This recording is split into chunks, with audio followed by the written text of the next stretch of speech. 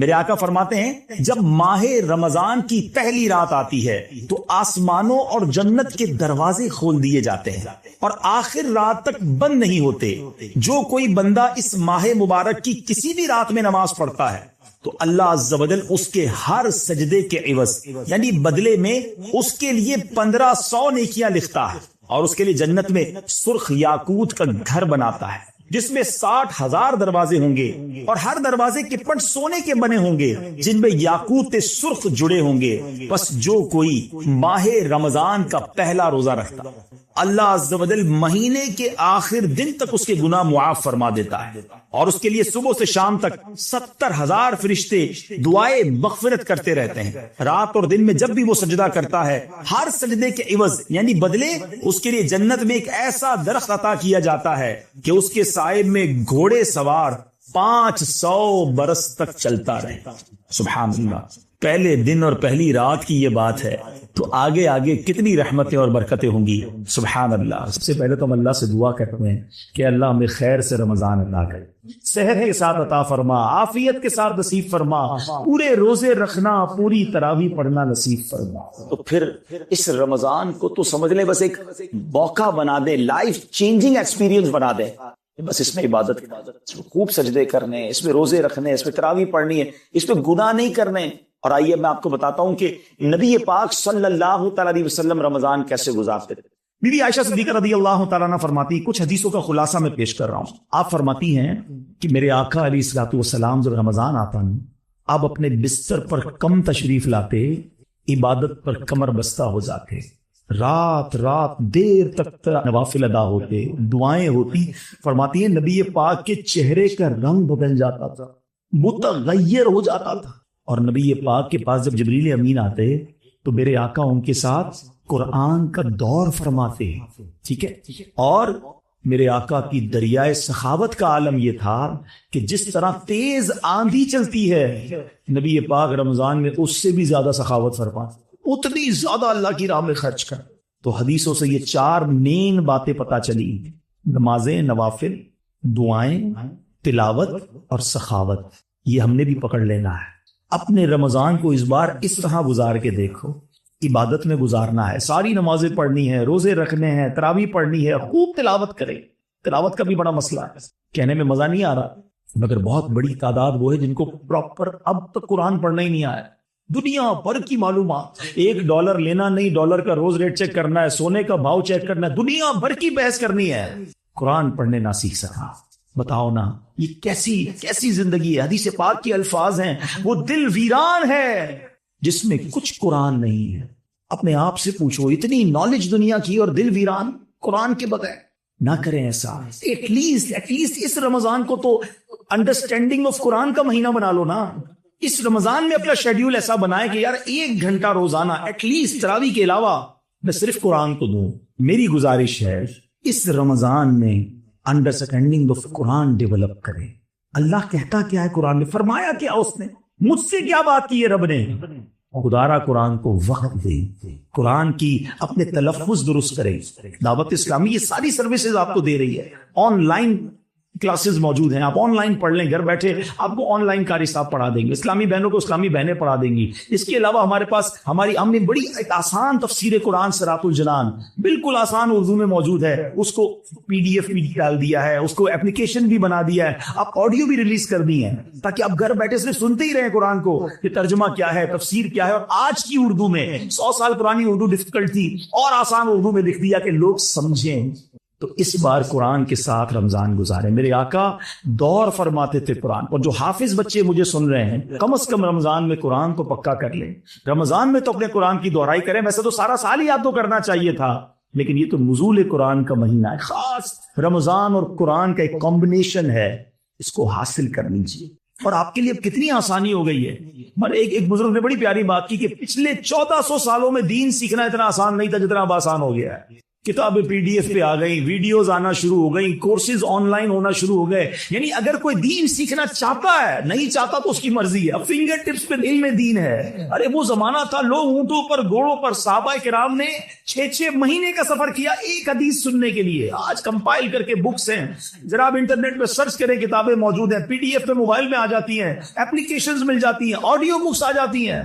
اگر نہیں سیکھنا تو اور بات ہے. ایک جملہ یاد کر لو، کام آئے گا. جس کو کام کرنا ہو نا، کوئی بھی کام کرنا ہو، اس کے لیے راستے بہت، جس کو نہیں کرنا نا اس کے لیے بہانے بہت. اب آپ راستے نکالنے والے ہیں یا بہانے بنانے والے ہیں، یہ خود سوچ لیں.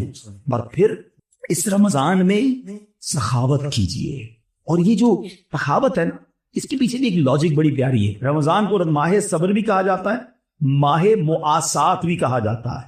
ماہ مواسات کے معنی کیا ہے؟ خیر خواہی کرنا، مدد کرنا ہے، لوگوں کی ہیلپ کرنا. اب اس پہ بھی پتہ کیا ہوتا ہے، بڑی پیاری بات مولانا نقی علی خان جو اعلیٰ حضرت کے بھی والد صاحب لکھتے ہیں کہ رمضان کے روزوں کے پیچھے ایک لاجک ہے. جب انسان بھوکا ہوتا ہے نا، ڈھال ہو جاتا ہے، عصر کے بعد ترکیت ہو جاتی ہے، تو بتا اس کو احساس ہوتا ہے کہ غریب کیسے زندگی گزارتے، تمہاری اوقات کیا ہے یہ پتہ چل جاتی. وہ ٹور، وہ کر و فر، وہ جاہو جلال، آواز ہی نہیں نکل رہی ہوتی.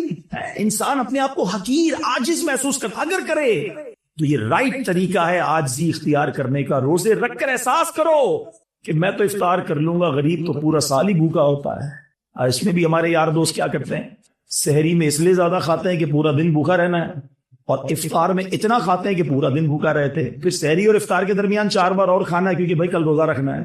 کچھ دوستوں کا تو پتہ چلتا ہے کہ رمضان میں ویٹ بڑھ جاتا ہے. ارے روزے بھی رکھے اور وزن کیسے بڑھ گیا؟ زیادہ کھایا نا. آپ دیکھ لیں 5-6 رمضان بعد تراویح میں آپ کو کھانسیوں کی آوازیں آنا شروع ہو جائیں گی. کیونکہ ہمارے تو افطار کے واجبات میں سے سموسے ہیں، پکوڑے ہیں، اس کے بدلے تو لگتا ہے افطار ہی نہیں ہوتا. وہ 5-6 چیزیں تو ضروری ہیں. آپ روز تیل کی آئٹم کھائیں گے تو گلا خراب ہونا ہے.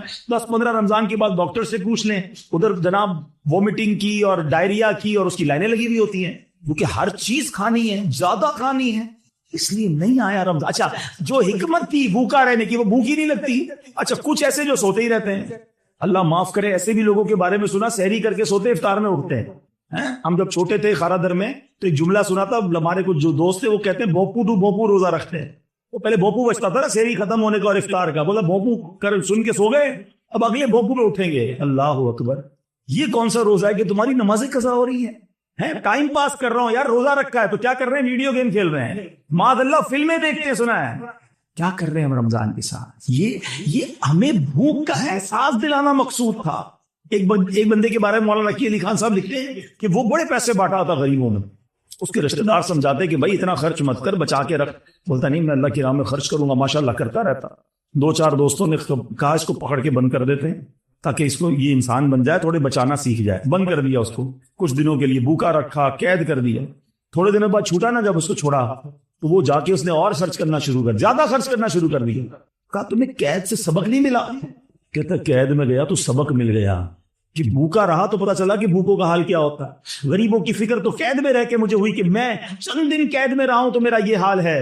جو بیچارے ساری زندگی اس طرح گزارتے ہیں ان کا کیا حال ہوگا. یہ سبق دینے آتا ہے رمضان. مگر یہاں تو پلاننگ ہی کچھ اور ہے. تو پلیز اس رمضان میں نبی پاک کے انداز کو فالو کر لے اور خوب خرچ کریں. ایک بات آج یاد کر لیجیے، ویسے تو میرے آقا علیہ الصلوۃ والسلام جو فرمائے حق ہے، مگر نبی پاک نے یہ فرمانے سے پہلے کیا ایمفسائز کیا، تاکیداً کتنی شاندار بات فرمائی. حدیث پاک کا خلاصہ ہے کہ میں اللہ کی قسم کھا کر کہتا ہوں، راہ خدا میں خرچ کرنے سے مال کم نہیں ہوتا. تو ڈیفینیٹلی ہو گیا نا کہ آپ نے خرچ کرنا ہے اور یہ کم نہیں ہونا. کیلکولیٹر کہے گا کم ہو گیا. ہاں یہ بتا دوں، ₹1,00,000 میں سے 5,000 دو گے تو 95 ہی کیلکولیٹر بتائے گا نا. لیکن کچھ باتیں بیونڈ دا کیلکولیٹر ہوتی ہیں. تو صفات میں یا تو کسی کو شریک ماننا یا کسی کو معاذ اللہ کی طرح عبادت کے لائق سمجھنا، یہ شرک ہے. بندہ اسلام سے خارج ہو جائے گا. اب اس کو شرک اصغر کیوں کہا گیا؟ کہ بندہ پڑھ تو نماز رہا ہے، رکھ تو روزہ رہا ہے، صدقہ کر رہا ہے، خیرات کر رہا ہے، عبادت اللہ کی کر رہا ہے، مگر دل میں تمنا ہے کہ لوگ راضی ہو جائیں، لوگ خوش ہو جائیں. نیت کیا ہے؟ نیت رب کو راضی کرنے کی نہیں، لوگوں کو راضی کرنے کی. اب ہم چیک کر لیں کہ کہیں ایسا تو نہیں کہ شیطان ہمارے اندر یہ وبا داخل کر چکا ہے کہ پہلے تو نیکی نہیں کرنے دیتا، لیکن نیکی کر لے تو پھر چھپانے نہیں دیتا، پھر بچانے نہیں دیتا، پھر ایسے ایسی باتیں دل میں لاتا ہے کہ اس کو بھی بتا دے، اس کو بھی بتا دے۔ کیوں؟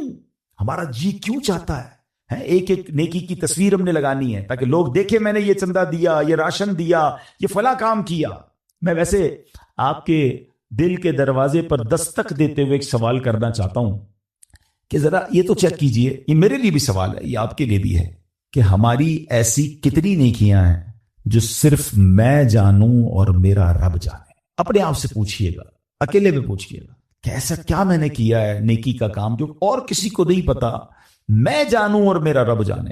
آپ کو پتہ ہے پہلے کے زمانے کے کچھ بزرگان دین ایسے ہوتے تھے کہ وہ غریبوں کی مدد کرتے تھے، مگر ان غریبوں کو بھی پتہ نہیں چلتا تھا کون مدد کر رہا ہے۔ بعض اوقات ان بزرگوں کا انتقال ہوتا نا تو لوگ کہتے یار وہ ہر مہینے مدد آتی تھی، راشن آتا تھا، اب نہیں آ رہا، تو پتہ چلتا تھا کہ وہ فلاں بزرگ کا وصال ہوا ہے، وہ ہر مہینے مدد کرتے تھے، مگر کبھی انہوں نے نہیں بتایا، پتہ لگنے بھی نہیں دیا۔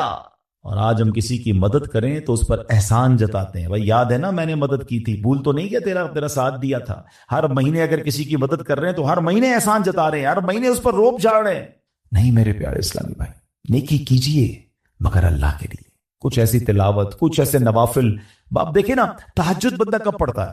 رات کو پڑھتا ہے، بعض اوقات اکیلے میں پڑھتا ہے، جب کوئی نہیں دیکھ رہا، دنیا سو رہی ہے، آپ تہجد پڑھ رہے۔ کیا کمال کا یہ کام ہے کہ میں جانوں رب جانے، مگر شیطان کو صبر نہیں آتا نا، وہ کہتا ہے اس نے تہجد پڑھ لی تو جنت میں چلا جائے گا، اب اس کی تہجد کیسے خراب کروں؟ تو وہ کیا کرتا ہے؟ وہ دل میں خیال ڈالتا ہے کہ ایسا کرو دوسروں کو بتاؤ۔ وہ کیا کرتا ہے؟ صبح اٹھ کے کوئی نہ کوئی بہانہ چاہیے۔ اب کچھ لوگ پتہ کیا کرتے ہیں، یار آج بہت تھکا ہوا ہوں۔ خیریت کیوں تھکے ہوئے؟ وہ میں تہجد سے اٹھ جاتا ہوں نا۔ اچھا ماشاءاللہ آپ تہجد بھی پڑھتے ہیں؟ بس اس نے یہ کہنا ہے تو ساڑھے دل وچ ٹھنڈ پہ گئی کہ انہوں نے ساری تہجد دا پتہ چل گیا۔ وہ پتہ تو چل گیا، ڈیلیٹ بھی ہو گیا بھائی، کیوں پتہ چل گیا؟ کیوں بتانا ہے؟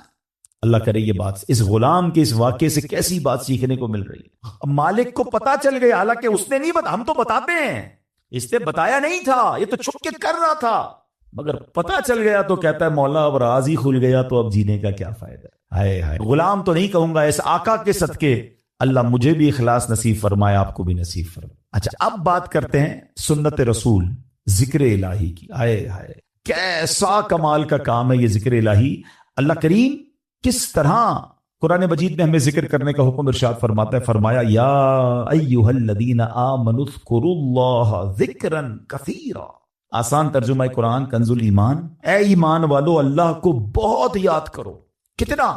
نبی پاک علیہ السلام کی حدیث ہے، اللہ کو اتنا یاد کرو، اتنا ذکر کرو کہ لوگ تمہیں دیوانہ کہنے لگے۔ بس اللہ کی یاد کرتے رہا کرو، ذکر الہی کرتے رہا کرو۔ ہے مگر ہمارا حال کیا ہے کہ زبان فضول باتیں تو کرتی ہے مگر اللہ کا ذکر نہیں کرتی۔ ہمارے بزرگ کیسے ذکر کرتے تھے؟ حضرت جنید بغدادی کا نام سنا ہوگا رضی اللہ تعالیٰ، بہت بڑے اللہ کے ولی۔ آپ کے بارے میں آتا ہے کہ آپ اتنا ذکر الہی کرتے تھے، ایک بار نائی کی دکان پر گئے مونچھیں ترشوانے کے لیے، تو نائی کہتا ہے حضرت تھوڑی دیر خاموش ہو جائیں ورنہ آپ کی ہونٹ پہ کٹ لگ جائے گا، میں مونچھیں کاٹ رہا ہوں آپ ذکر کر رہے ہیں۔ وہ کہتے ہیں ذکر کرتا رہوں گا، تم اپنا کام کرو، ہونٹ کٹتا ہے تو کٹ جائے، میں نے ذکر نہیں چھوڑنا۔ اتنی دیر کے لیے بھی ذکر الہی نہیں چھوڑنا ہوتا تھا۔ ایک بزرگ تھے اور کمال کے بزرگ تھے، حضرت سری سکتی سے مروی ہے کہ میں حضرت جرجانی کے پاس گیا تو ستو دیکھے، وہ ستو پی رہے تھے، روٹی نہیں کھاتے تھے۔ تو میں نے کہا حضرت روٹی آپ کیوں نہیں کھاتے، ستو کیوں پیتے ہیں؟ وہ کہتے ہیں میں نے کیلکولیشن کی، روٹی کھانے میں اور ستو کھانے میں 90 تسبیحات کا فرق ہے۔ میں اگر ستو پیتا ہوں تو پیٹ پھر بھی بھر جاتا ہے، مگر میں روٹی کھاتا ہوں تو ٹائم زیادہ لگتا ہے۔ 90 تسبیحات میں زیادہ پڑھ لیتا ہوں، اس لیے 40 سال ہو گئے میں نے روٹی نہیں کھائی ہے۔ یار کمال لوگ تھے، نیک تھے، پرہیزگار تھے، نیکیوں کا انبار تھا، مگر اور نیکیاں چاہیے۔ کیوں؟ ان کو پتا تھا نا اجر کیا ہے۔ آپ کو پتا ہے ذکر الہی کا اجر کیا ہے؟ ذرا مل کر کہیے سبحان اللہ، الحمدللہ، اللہ اکبر۔ کتنی دیر لگی؟ 10 سیکنڈ، مشکل سے 3 جملے کہے 10 سیکنڈز، ٹھیک ہے؟ 10 سیکنڈ میں آپ دنیا میں کیا کما سکتے ہیں؟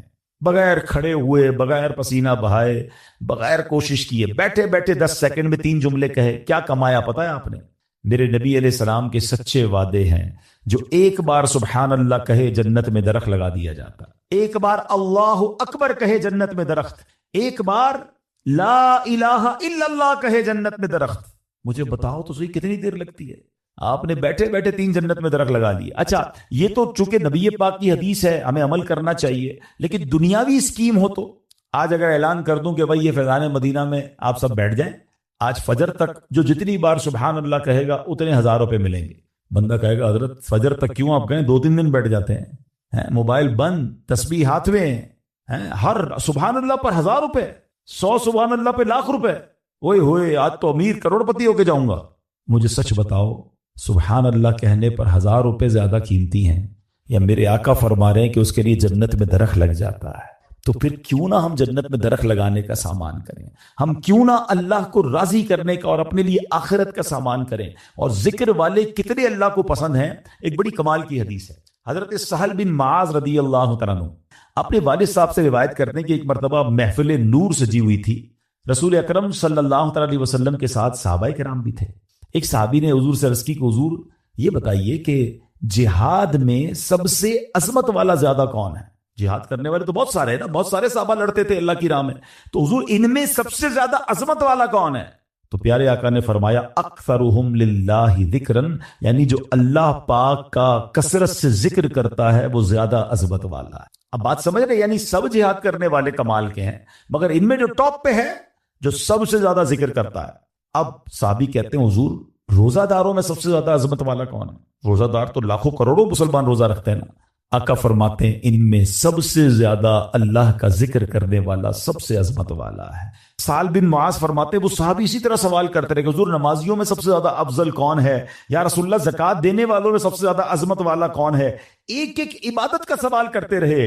آقا سب کے جواب میں یہ فرماتے رہے اکثرہم للہ ذکرن, یعنی جو اللہ پاک کا ذکر کثرت سے کرتا ہے وہ اس کیٹیگری میں ان لوگوں میں سب سے زیادہ افضل اور عظمت والا ہے. اب حضرت ابو بکر صدیق رضی اللہ تعالیٰ عنہ بھی حاضر تھے, حضرت عمر فاروق بھی موجود تھے. ابو بکر صدیق رضی اللہ تعالیٰ عنہ جو مسلمانوں کے پہلے خلیفہ ہیں وہ حضرت عمر سے کہتے ہیں اے عمر یوں تو ذکر الہی کرنے والے ساری بھلائیاں لے گئے. تو نبی پاک نے جب یہ سنا تو کہا ہاں اے ابو بکر بات ایسی ہی ہے, جو ذکر اللہ کی کثرت کرتا ہے وہ ساری بھلائیاں ہی سمیٹ لیتا ہے. یعنی ٹاپ آف دا لیول اگر کچھ لوگ ہیں تو وہ کون ہیں؟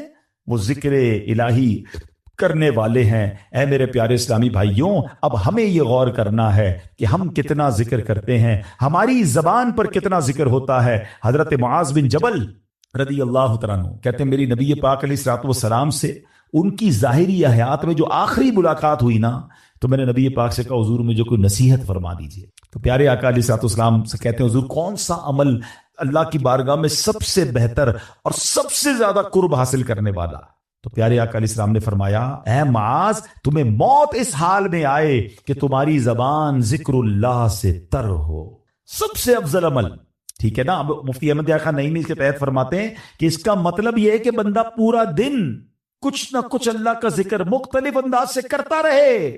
موت کے آنے کا تو پتہ نہیں نا, ملک الموت تو کبھی بھی آ سکتے ہیں. تو وہ جب بھی میری روح قبض کرنے آئے میں اللہ کی یاد میں ہوں, اللہ کے ذکر میں ہوں, عبادت میں ہوں. اللہ اکبر. اب ذرا غور کریں جن کا پورا دن گزرتا ہے اور زبان پر ذکر الہی نہیں ہوتا. نبی پاک علیہ السلام نے فرمایا کہ جس کا آخری کلام لا الہ الا اللہ ہوگا دخل الجنہ, وہ جنت میں داخل ہو جائے. اچھا چاہتے سب ہیں. اب اگر میں سوال کروں گا جواب مجھے نہ دیں اپنے آپ کو دے دیں. آج پورے دن میں کتنی بار کلمہ پڑھا ہے؟ اچھا پورے ہفتے میں کتنی بار کلمہ پاک پڑھا ہے؟ مہینہ پورا گزر گیا کتنی بار کلمہ پاک پڑھا ہے؟ اب حال دیکھ لیں, مرتے وقت سب کو کلمہ چاہیے, زندگی میں پڑھنے کے لیے تیار کوئی نہیں ہے. ایسا نہ کریں, یہ افضل الذکر ہے, سب سے افضل ذکر. حدیث میں فرمایا افضل الذکر لا الہ الا اللہ. اور یہی بات نبی پاک نے فرمائی نا کہ تمہاری آخری جو الفاظ ہوں زبان پر اے معاذ وہ اللہ کا ذکر ہو. یہ اللہ کی بارگاہ میں سب سے زیادہ قرب دلانے والا عمل ہے. اب علماء نے اس میں بڑی آسانی کر دی ہے. ہاں اب ذرا غور سے سنیے گا. اب ذکر اللہ کی مختلف صورتیں ہیں, ایسا نہیں بالکل یقیناً اللہ کا ذکر اللہ اللہ اللہ سبحان اللہ لا الہ الا اللہ اللہ اکبر سبحان اللہ و بحمدہ سبحان اللہ العظیم یا رحمانو یا رحیمو یا سلامو, یہ سارے اللہ کے ذکر ہے. مختلف اللہ کے نام لیتے رہیں. اللہ کی یاد میں جتنا ذکر کریں گے یہ ذکر باللسان ہے, یہ زبان سے ذکر ہے. مگر ذکر کی اور بھی صورتیں ہیں. آئے ہائے. علماء فرماتے ہیں کہ اللہ کی نعمتوں کے بارے میں غور و فکر کرنا بھی ذکر اللہ ہے. بندہ سوچتا رہے کہ اس رب نے کائنات کیسے بنائی ہے، کیسی قدرت والا میرا رب ہے، قدرت کے نظارے دیکھ رہا ہے، مگر نیت یہ ہے کہ اللہ کی کبریائی اور اللہ کی شان و عظمت دل میں پڑ رہی ہے کہ میرا مالک ایسے عظیم پہاڑ بنانے والا، وہ رب کریم اتنی خوبصورت دنیا بنانے والا ہے، تو وہ خالق و مالک کیسی عظمت والا ہوگا. اس نظر سے اگر دنیا کے نظارے دیکھ رہے ہیں تو اللہ اکبر. علماء کہتے ہیں یہ آنکھ کا ذکر ہے. اچھا پھر آگے فرمایا دل میں ہے، بندہ تنہا بیٹھا ہے اور اللہ کو